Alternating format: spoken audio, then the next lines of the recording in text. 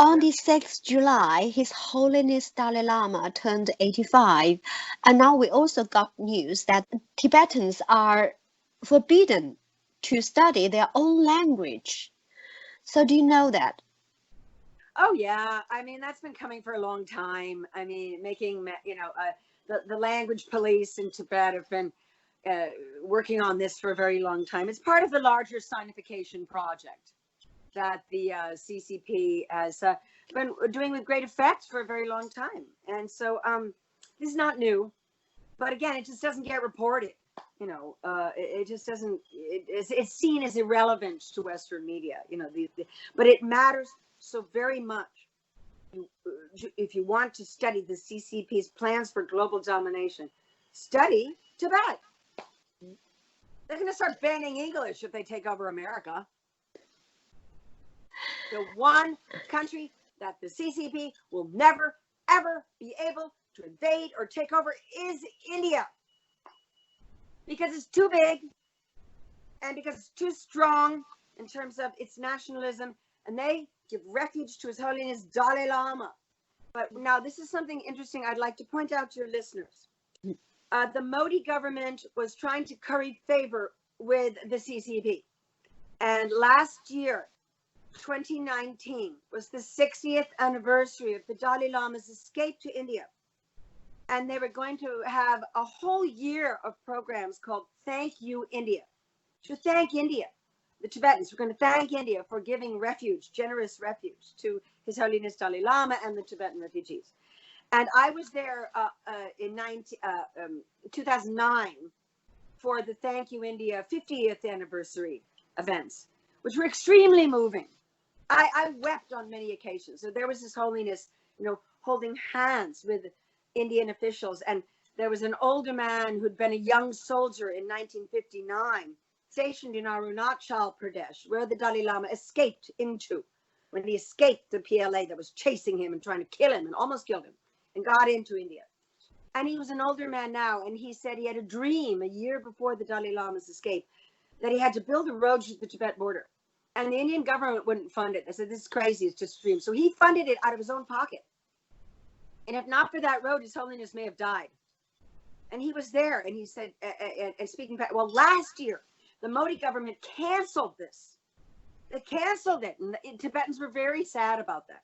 A lot of my Tibetan friends who worked hard on this project felt very, very bad about it because they wanted to thank India and they wanted to show, Indian-Tibetan solidarity. But this year, now that the CCP has invaded India again from Chinese-occupied Tibet, wow, the Dalai Lama's 85th birthday, which was a week ago Sunday, was a huge event in India. He was given just a hero's welcome in Rashtrapati Bhavan, which is the Songnam of New Delhi. Now, for the first time ever, the Indian government is giving him permission to do live streams from Dharamsala. And he's doing teachings, and he's doing public talks. And I urge all your listeners to watch it. It's at DalaiLamaArchive.com on YouTube. Yeah, that's actually my idea. I think we'd like to connect a live stream so that people, Buddhists around the world can listen to His Holiness Dalai Lama's lectures. Yeah, wherever they are. You can. Yeah. Now you can, because the Indian government finally gave permission. I remember 15 years ago, I was in Dharamsala. I said we should get a live stream going here, and the Indian government won't allow. And now they are. The Western mainstream media has sidelined Tibet. Mm-hmm. How about their coverage of current Hong Kong? It's appalling. Appalling. In the last month, I've been watching a lot of mainstream media. I find it painful because it's so bad. Hong Kong has hardly been mentioned at all. Just barely. Not one mention on the ABC, CBS, NBC. Public television, PBS, had 15 seconds on Hong Kong last week. 15 seconds. So, they're treating it like it's not a big deal. It's getting so little coverage, but they're just endless coverage about how evil and corrupt the American government is. Big tech and big media, I think they work for the CCP. I think they bought them off. They've got them, and they're working against America, and they're American citizens who enjoy the freedoms and privileges of the open society in which they were born, in which they live. But they're working for the CCP. And it's going to be very hard to take big tech down because we depend on them so much. And the way Twitter just got hacked. That's a big story yesterday. Twitter just got hacked. But all these guys, they work openly for the CCP. They have for years and years and years. Now, are they covering this story? Are they covering how children are being tortured by the Chinese Communist Party? I don't think so. Nothing about that. Nathan Law has not been interviewed. He did a BBC interview, I saw, on Ben's Twitter feed. But in America, oh no, they're covering up for the CCP's crimes in Hong Kong. Well, just wait. I'd like to send all those people to Xinjiang for 5 minutes, or Tibet for 5 minutes, and see how much fun they have, and see how terrific and how fabulous the Chinese government is. But they won't do it. They're too chicken, and they're too comfortable, and they're in the elite bubble, Dr. Ming. They live in an elite little bubble. This is something Mr. Bannon talks about all the time. You know, is that the elites are just out of touch with the ordinary Americans. Now Americans are asking for tags on all of our consumer products to say if it's made in China or not, because then they don't want to buy it. But the elites are still defending the CCP, the Committee of 100, the Asia Society, the Council on Foreign Relations. I think it is time to send an open letter to them, because they always get out in front of us because we have no resources. We have to self-fund everything we do. And the fact that they haven't shut us up completely just shows how committed we are, how determined we are. Even though we're broke, we're penniless. I've had to take all types of crazy day jobs just to pay for my Tibet work, my CCP takedown work. Well, I'm still doing it. I'm still doing these other writing projects of no relief just to pay my bills so I can still do it. They always get right out and they define the narrative on China. And last year, the 30th anniversary of the Tiananmen Square massacre, the Committee of 100 and Asia Society, all these people, published an open letter in the Washington Post, owned by Jeff Bezos, Mr. Amazon, who works like that with the CCP. There's an open letter to President Trump, the American government, saying, this is no time for tariffs. This is no time for being tough, completely ignoring the atrocities that are being committed in Xinjiang and the crisis in Hong Kong. Saying we need to be close, we need to strengthen ties with China and not weaken ties with China. Well, I would like to send them an open letter saying, do you support the people of Hong Kong who came out in record numbers last weekend to vote in a democratic process? Or do you support the one-party, authoritarian, totalitarian dictatorship of the CCP? Which side are you on? Because there's been deafening silence from them about Hong Kong in the last 2 weeks. They're probably preparing some statement saying, well, what's going on in Hong Kong is China's business and we shouldn't interfere. It's an internal affair of China. That's what they always said to us about Tibet. It's an internal affair of the People's Republic of China. So you have no right to comment on it. Well, I call it Chinese occupied Tibet. And yes, we can comment on it. But we should get out in front of them. And there's a sea change in how China is perceived by the people on the ground. But the elite in America still support the CCP more than ever, especially the Democrats. There's a lot of Republicans who are very much against what the Trump administration is doing. There's a whole group called Republicans Against Trump. Well, they're probably people with a lot of investments in the CCP. Or why would they be doing this? You know, a judge ruled in favor of Michael Pack for sacking BGG directors. I know you like it. So the BGG directors sued on the ground of media independence from Trump. Haven't they in reality collaborated with the CCP? Well, yes, they have. And I'm looking for my picture of one of the top collaborators. Where did it go? Libby Lou. Here she is. She was behind the lawsuit. She's the one who fired my friend and colleague, Jigming Abo, who was running the Tibet service at Radio Free Asia, who was highly regarded by all of his colleagues. He was doing the best work of his career, exposing the self-immolations in Tibet, where people would go very bravely, stand in front of People's Liberation Army garrison and say, "Long live the Dalai Lama, free Tibet," pour kerosene on their bodies and light their bodies on fire. And over 300 people have done this now. And Jigme was covering these stories. And for this reason, she fired him. And it wanted to cover puff pieces, soft news, anything that wouldn't upset the CCP. So Michael Pack fired her when he came in, which I applaud, which I congratulate him for. And immediately she starts a lawsuit, and she's going around Washington playing the victim card. You know, I'm a woman, I'm Asian, so that's why they're doing this. No, you got fired because you worked for the CCP and you did a terrible job, and morale has never been lower. And she used the U.S. taxpayer funds for all these fancy trips around Asia, where she would take a broadcasting board of government governors members with her to Burma, to India, to Hong Kong even, you know, and have fun and dine and wine and all this stuff on the taxpayer's dime, and she's not doing her job. So I'm glad that the federal judge upheld Mr. Pack's appointment, because that shows the lengths to which they will go to keep the appeasers in power. Sorry, Libby. Sorry. We've been trying to get rid of her for years. I wrote so many letters. I wrote letters all over to all this, and nothing happened. Nothing happened. So thank you, Mr. Pack. Yeah. You're very pleased. I can see that. Yeah. Up in the champagne. Yeah. Do I have any champagne here? I don't think so. Let's talk about Huawei. Yeah.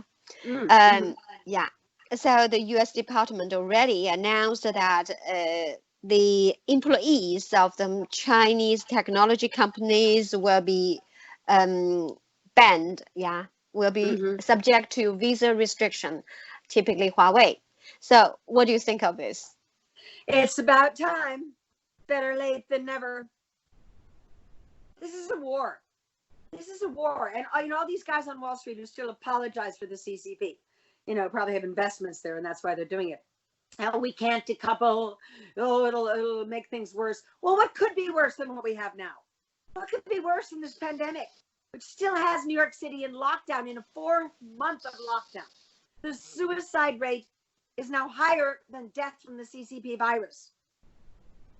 But you know, because the mainstream media is just covered up China, so you won't even mention it's not the Chinese virus or the Wuhan virus or CCP virus. It's COVID-19, and they're using, a lot of Democrats are politicizing it, and that's, again, the Huawei story just gets buried in all of this. But I think it's very interesting what's happening in England, you know, where they want to phase it out. But again, the timelines for these phase outs is too long. Giving them, what, 10 years to phase out? 7 years. That's too long. And again, it was a victory for the Committee on the Present Danger of China, of which I am a member, which is it's a small organization that's doing extraordinary work.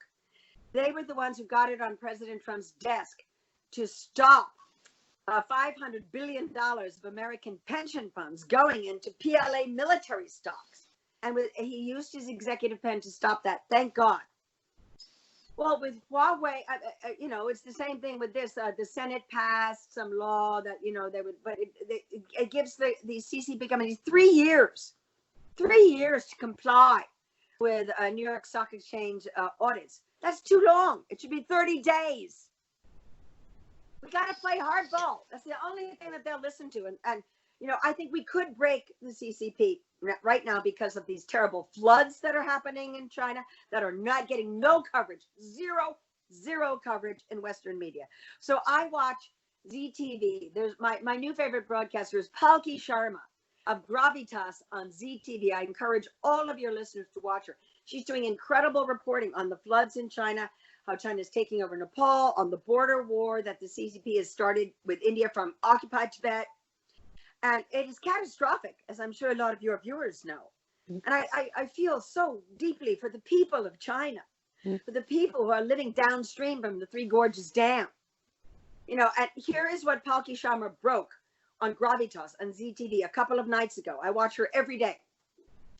That the CCP is allowing the Three Gorges Dam to unleash the floodwaters. All the sluices have been open, and flooding these cities deliberately, without giving people the time to evacuate, because they know the dam can break, because it's a project of Jiang Zemin's family.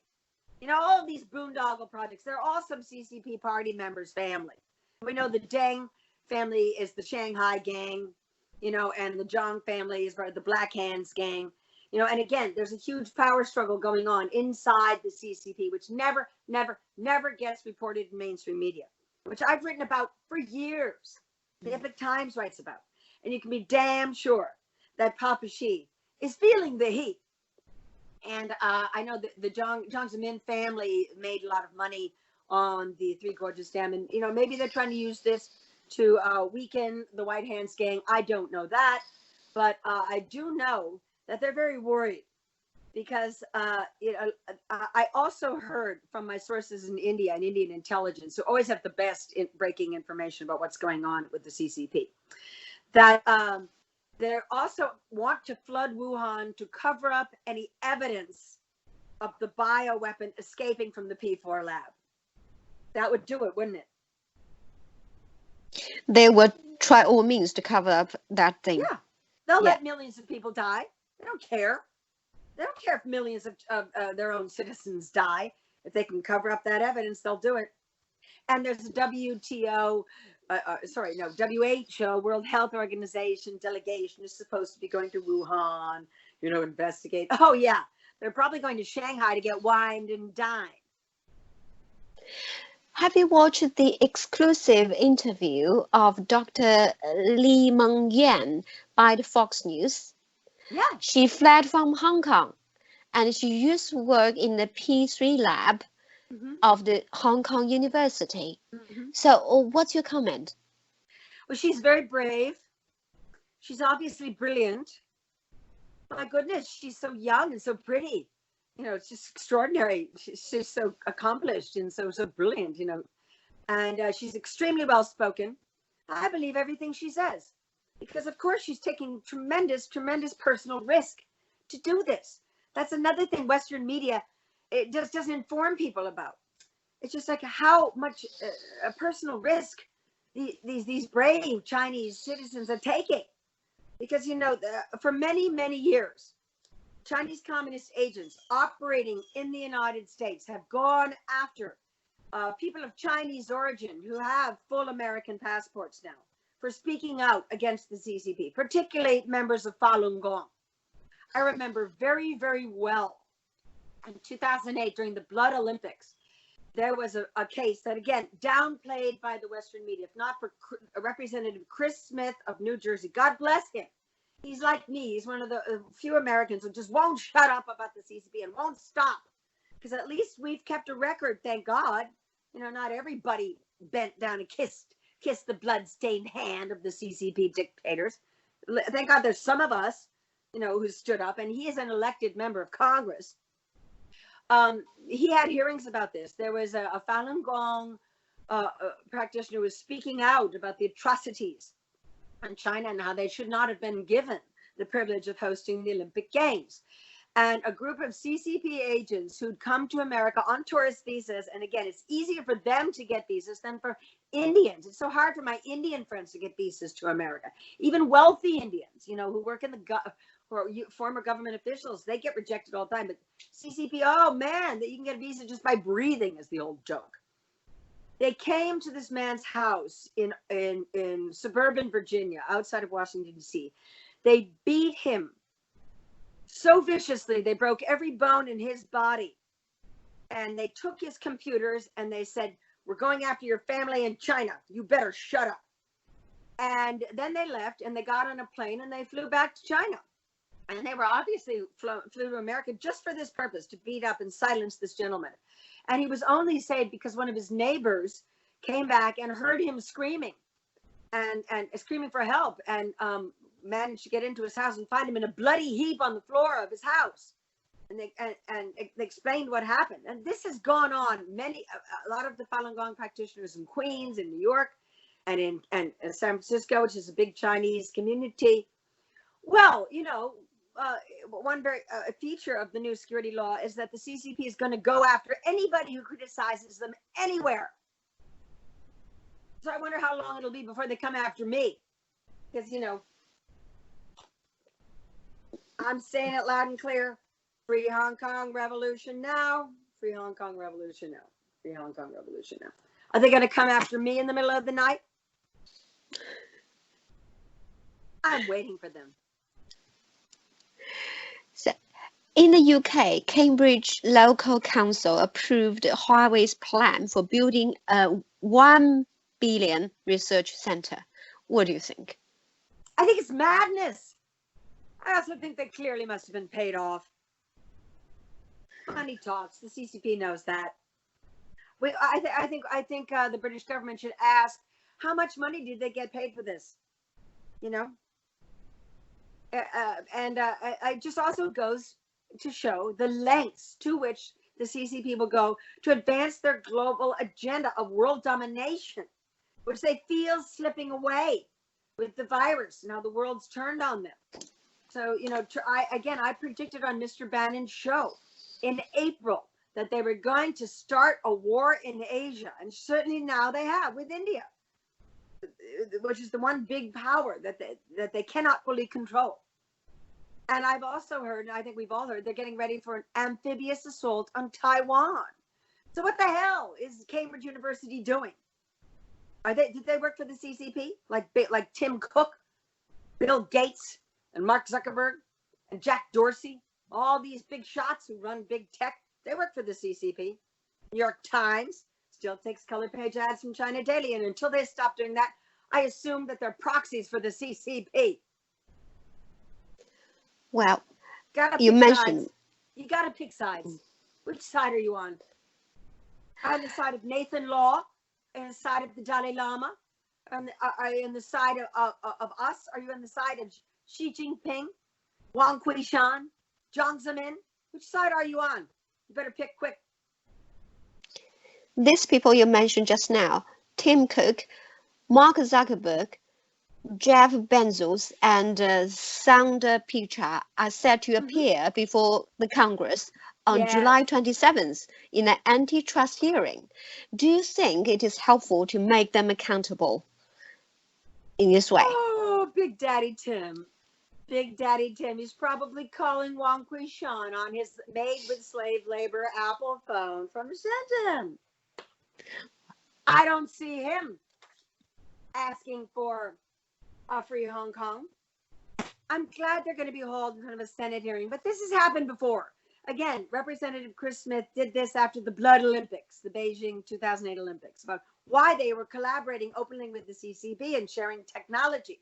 And they all took the Fifth Amendment. They had their lawyers with them. They, you know, keep it quiet, keep it quiet.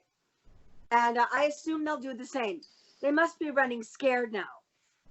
Because my question to them would be, I wonder what the CCP has on you. I wonder if they've honey trapped you.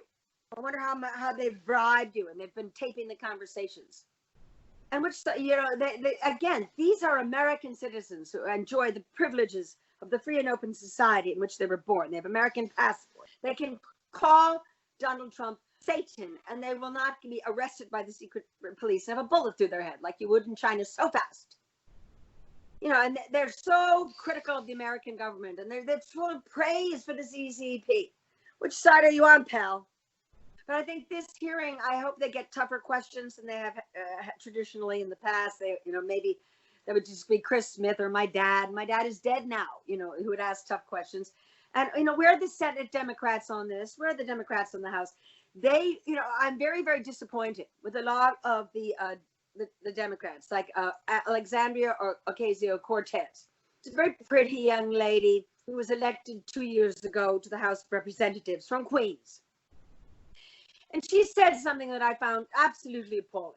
She said, we've got to keep the whole country locked down until November because it's more important to defeat President Bush. And so if we lose a few jobs, so what? Lose a few jobs? 40 million Americans are out of work. People are committing suicide in New York because they can't pay their bills. Which side is she on? I mean, will she come in there and try to disrupt the hearing and defend these guys? We'll see. We'll see. Yeah, you're talking about the pandemic. So, amid the pandemic, millions from the US government's Paycheck Protection Program were sent to the CCP-linked companies and state-owned enterprises. So, What's your thought? Well, doesn't that show us how deep their tentacles have gone into our society? Doesn't that show us everything? That they've got their clutches into everything.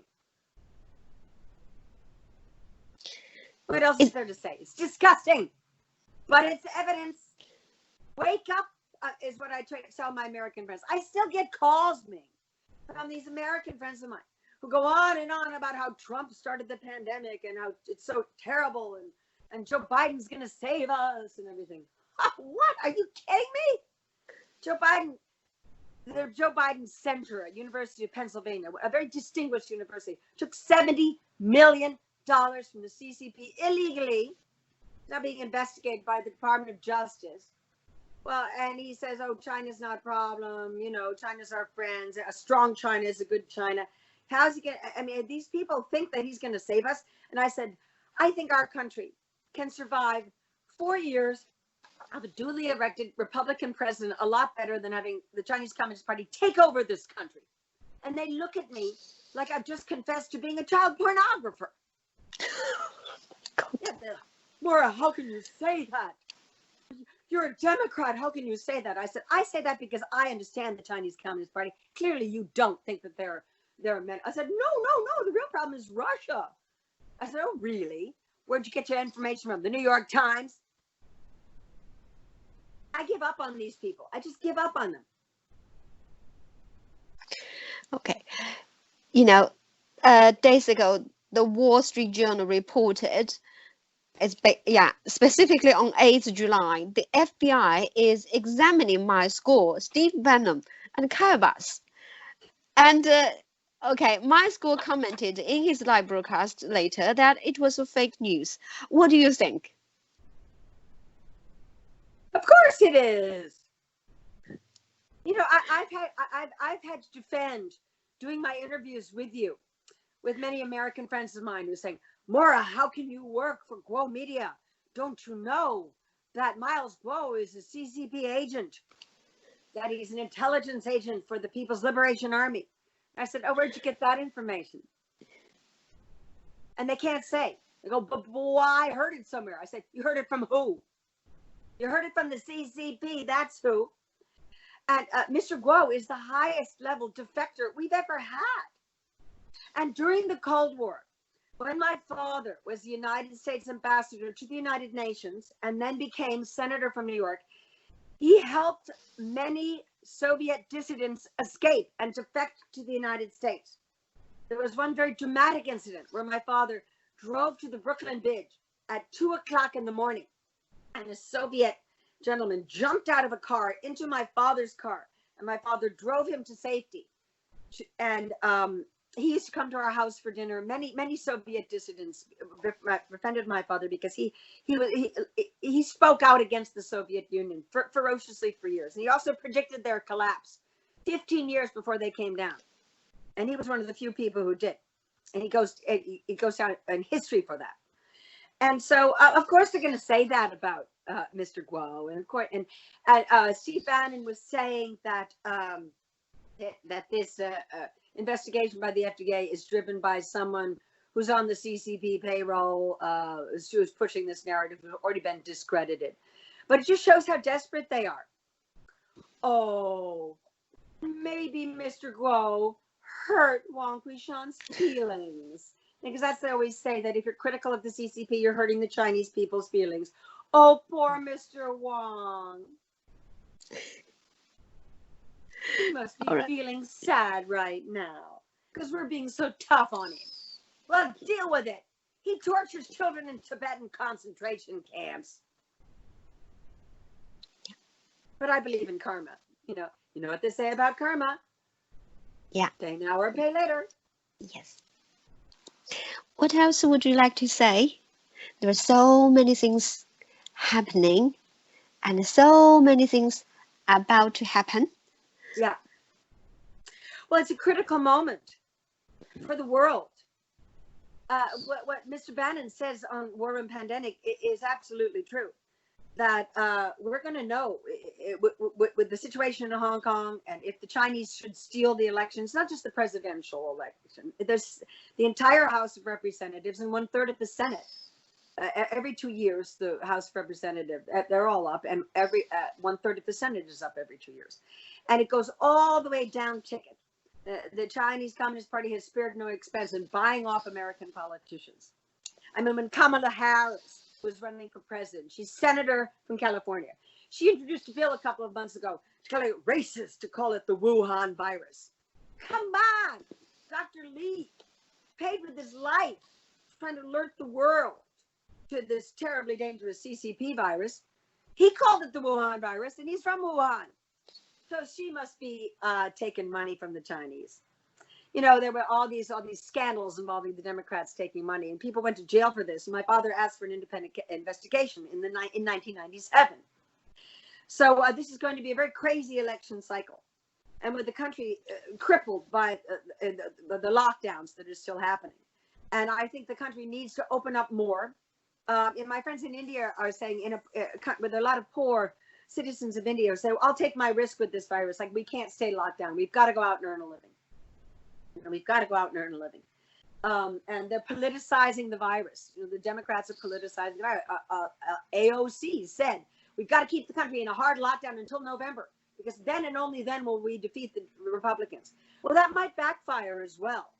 You know, that we could see a backlash against this, you know. And Dr. Fauci, by the way, he approved $7 million of American taxpayer money going to the P4 lab in Wuhan. Yes. That doesn't get reported by the New York Times. I was shocked when I read that a few months ago. Well, then he's obviously working for them. Come on. Now, the CCP doesn't waste time and money on people they can't control. They gave up trying to buy me a long time ago. In the beginning, I was offered junkets. I was offered trips. Oh, in the Clinton years, there were Clinton officials who wanted to send me on a fact-finding mission to North Korea, or a fact-finding mission to Taiwan, you know, and or, you know, to some, you know, like junkets to Beijing. I turned them all down. All it takes is one trip, and they've got you. And all my trips to Tibet, I self-funded them, and I went in as a tourist, and my guise was being a painter, as we've discussed in our previous interviews, you know, yes. How I'm painting. And so but I've seen so many American journalists and academics go on these free trips. And the new book, Hidden Hand, with Clive Hamilton, has just come out. And I know it's making shockwaves in England, because it exposes how the CCP has bought the British elite. Yes. Well, Hidden Hand Part 2 should be about the American elite. And my friend, Dr. Anders Kaur, who lives in England, he's an American citizen, is doing brilliant work on a CCP information. He's just done a review of Hidden Hand, but he has a great idea, which is another action step I'd like to see the American government take. Deny CCP diplomats access to the United Nations building in New York because of what they've done in Hong Kong, and because now we've sanctioned them for the atrocities they've committed in Tibet and Xinjiang. I never thought I'd live to see the day. I never thought I'd live to see the day the American government actually taking action on the atrocities in Tibet. And Secretary Pompeo gave an excellent speech. Yeah. And Zheng Guangguo, my buddy Zheng Guangguo, yes, who was governor of Tibet, and did such a bang-up job with torture, murder, oppression, and expanding the concentration camp with help from American big tech, from all that technology they got after the 2008 Blood Olympics in Beijing. Yes. Well, Papa Xi was so happy with him that he transferred him to Xinjiang in 2016, where he's doing such a good job. He's just been sanctioned, and he cannot get a visa to America. He's very mad about that. He used to pop into Manhattan for some hot weekends. Oh, and I put him in my parody, CCP Cupid, Tinder, and Chi-Com couples, my Chi-Com dating apps, which is now on Grow Media, which I'm very proud of. Because ridicule is a weapon. As the famous Roman senator Cicero said 2,000 years ago, that one thing a tyrant cannot stand is ridicule. So I say, let's bring it on. Good for you. Thank you. I'm so proud of you. Thank you. I'm proud of you. Thank you.